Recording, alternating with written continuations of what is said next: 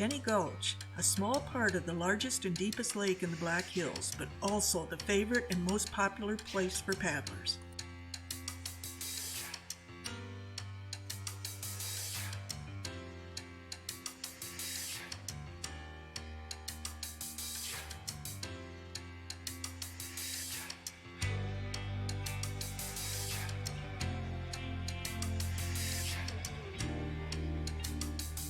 I have lived in the Black Hills for over 40 years, and I still get lost sometimes. But that's all right.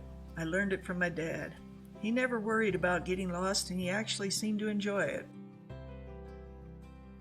For many years I had heard about Jenney Gulch, which is located at the northwest end of Pactola Lake.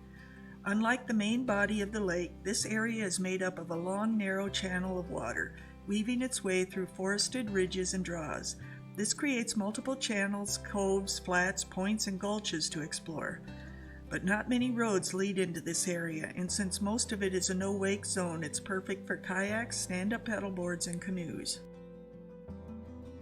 It was a beautiful day, and the forests and roads were wet from an impressive thunderstorm we'd had the night before. The Sturgis motorcycle rally was in full swing, and the roar of Harleys filled the air, but where I was headed, that wouldn't be an issue. I felt confident I knew where I was going, so when I turned off Highway 385 onto the Silver City Road and came across a sign for Jenney Gulch Road, I automatically turned, expecting to find the lake at the end of it. But what I didn't know was that turning onto this road would take me away from Jenney Gulch. It was a gravel road that got narrower and more rutted, with huge mud puddles, multiple creek crossings, and no place to turn around. Never one to back down from a little mud, I switched the pickup into four-wheel drive to see where it went. Thankfully, the bottoms of the puddles and the road in general was solid, and I didn't have any trouble. Dad would have been proud of me, as this was a spectacular opportunity for getting lost. But eventually I turned around and started to work my way back.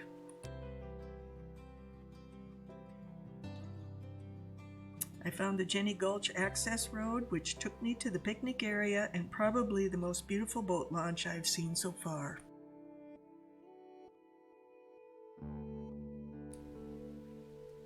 Picnic tables and porta-potties were set up nearby, and you can see a short hiking trail that takes you over the ridge to the next cove.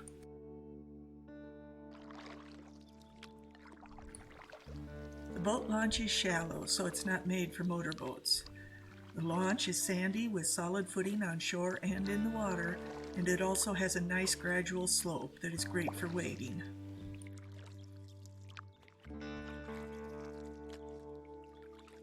When I drove over the Pactola Dam on my way to Jenney Gulch, the lake was windblown and rough. But here the thick forest of ponderosa pines and the ridges with many exposed rock formations provides protection, so the water was smooth and absolutely beautiful.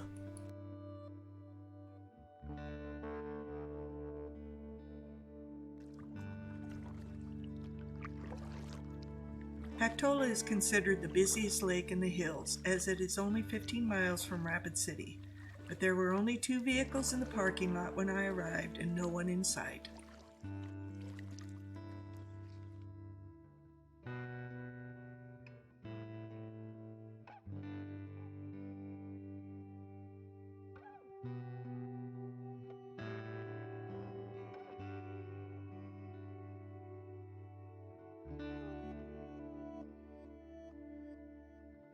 After paddling out of Jenney Gulch, I turned to the right along the shoreline.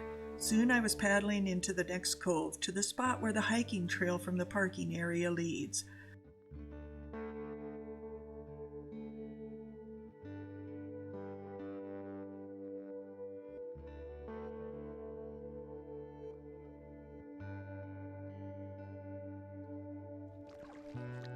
I followed the shoreline around this cove and through the next passage into an area known as Benson Flats. It's fairly shallow here, and soon the shore turns into a marshy wetland.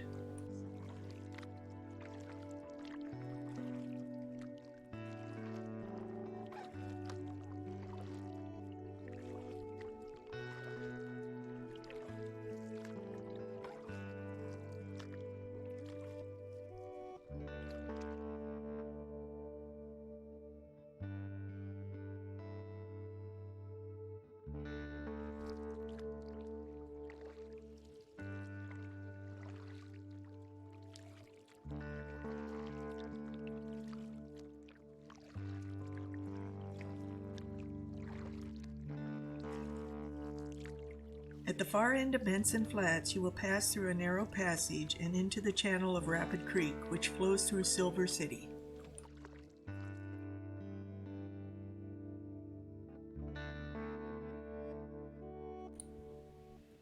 The name Jenney Gulch actually refers to the valley where Pactola Lake sits today. In 1875, the gulch was named after Walter P. Jenney, spelt Jenney. He was a government geologist that was sent to study the climate and other resources of the Black Hills. He set up his camp in this valley and wrote his report to the Department of the Interior. It states, "The mineral wealth, climate, rainfall, and natural resources of the Black Hills have a geological system perfect and complete in itself, with the records beautifully preserved in the rocks."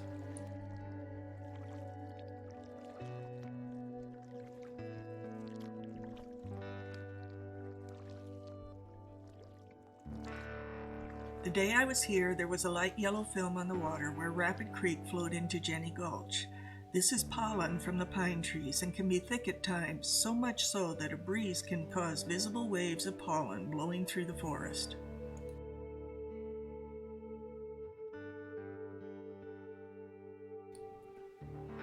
In 1874, General George Armstrong Custer and approximately 1,200 men, including the 7th Cavalry, entered the Black Hills. They followed Rapid Creek a short distance, a few miles west of this area. General Custer even shot a grizzly bear close by on August 7, 1874, but the biggest news from the expedition was that they found gold. This news spread like wildfire, and by 1875, General George Crook and his men were sent into the hills to remove the miners that were trespassing on land that, according to the Treaty of Fort Laramie in 1868, belonged to the Lakota Sioux. They set up their headquarters, named Camp Crook, along Rapid Creek, where Pactola Lake is today, and fought a losing battle with gold-hungry miners. By 1877, approximately 300 miners had moved in and renamed the new mining town Pactola after the ancient Greek placer mines on the river Pactolus in present-day Turkey. Like all mining towns, the population fluctuated, and by 1937, the Bureau of Reclamation was looking for a location for a reservoir to provide water for Rapid City. November 25, 1952, construction began on the Pactola Reservoir, and all of the buildings of the town of Pactola were either moved or destroyed by the time the dam was finished in 1956.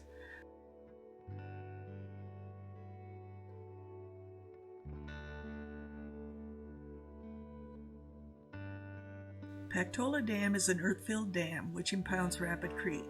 The dam has a height of 245 feet, a length of 2,236 feet, and a total capacity of 99,029 acre-feet of water. Pactola Lake is the largest lake in the Black Hills, with a surface area of 1,232 acres and 16 miles of shoreline. It sits at an elevation of 4,655 feet above sea level and is also the deepest lake at a depth of 150 feet. The extreme depths and the cold water of this lake make ideal conditions for trophy fish, in particular lake trout. The current state record for lake trout was caught in January of 2013. It measured 41 inches long and weighed 30 pounds. Jenney Gulch and Pactola are stocked with catchable-sized trout, 9 to 13 inches in length. Living off a diet of forage fish, small game fish, and a good crop of crayfish, these fish will grow 4 to 5 inches each summer. Trout of any kind are not native to this area. The Black Hills are known as an island in the plains. Roughly 100 miles long and 40 miles wide, they are completely surrounded by a vast ocean of grass known as the Great Plains. The first documented report of fishing in the hills was recorded by a newspaper correspondent who had joined the Custer expedition of 1874. One of his reports stated that as they were leaving the Black Hills, they camped beside a stream with sufficient fish to supply the camp. He never mentioned what types of fish they were catching, but it was probably suckers and chubs, not trout, and there are two main reasons why. The first is because all the rivers around the Black Hills flow across the Great Plains, so they have warm water, which is not good for trout. The second reason is because the hills are cut off from all cold waters with natural trout populations, so there's not much hope that they would have arrived on their own. In the 1890s, government biologists studying the Black Hills reported that despite an abundance of freshwater shrimp and other good trout food in the pure spring water, we are surprised there are no trout native to the Black Hills streams.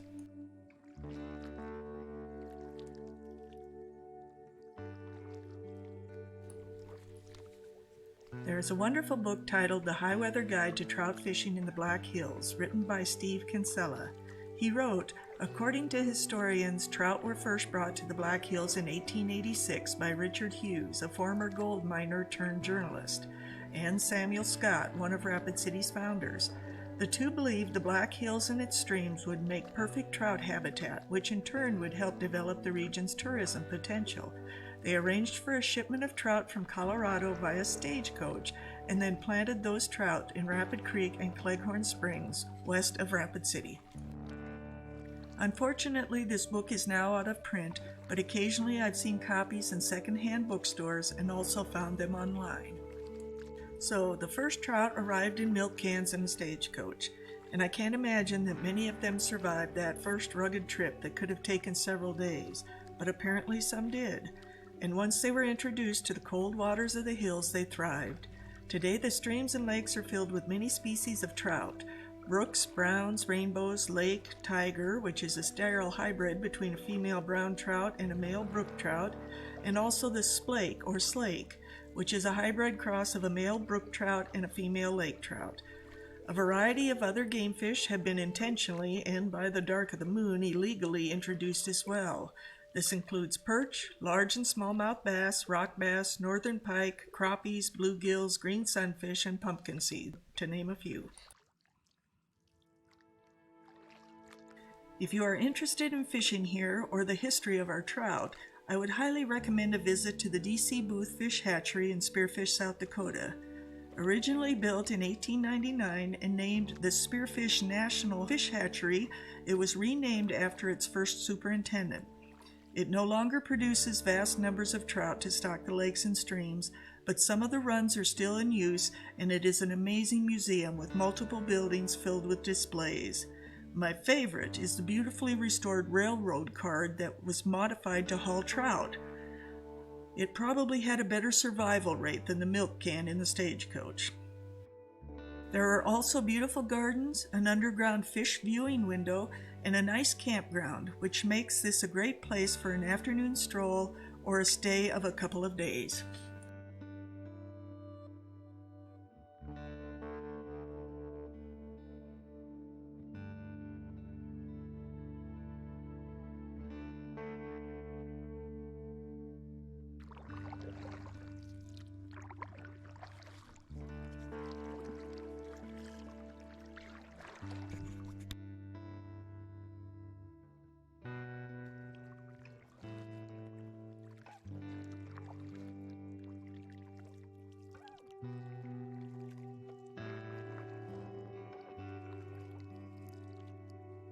There are 3 launches on Pactola Lake, and for paddlers your best option is Jenney Gulch, as the other 2 are much busier with motorboats.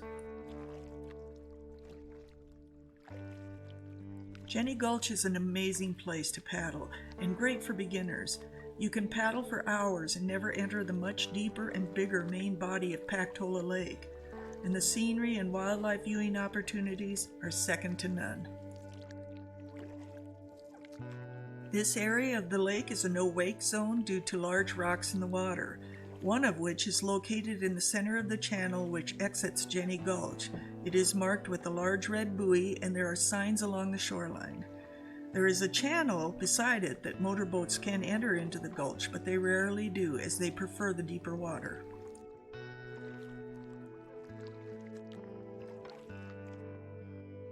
I hope you've enjoyed this video of Jenny Gulch as much as I enjoyed paddling there.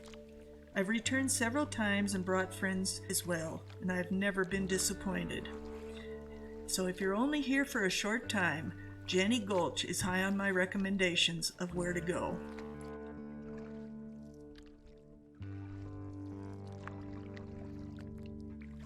I also need to warn you, Pactola Lake is the only lake in the Black Hills currently infested with zebra mussels. These are a small, invasive freshwater mollusk that moves from one body of water to the next on boats, live wells, bait buckets, docks, buoys, anything that moves. They can be microscopic or up to the size of a fingernail. Please do your part to help stop the spread of the zebra mussels. Inspect your boat, trailer, and equipment that has been in contact with water. Drain all bilge water, live wells, and bait buckets. Wash your boat, paddles, and equipment, but don't allow the wash water to flow into any body of water or storm sewers. And dry your boat and equipment in the sun for at least 5 to 7 days before launching into another body of water.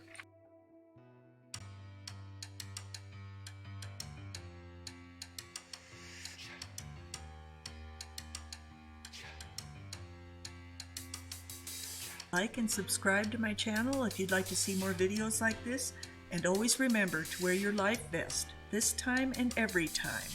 And I hope to see you on the water soon. Happy paddling!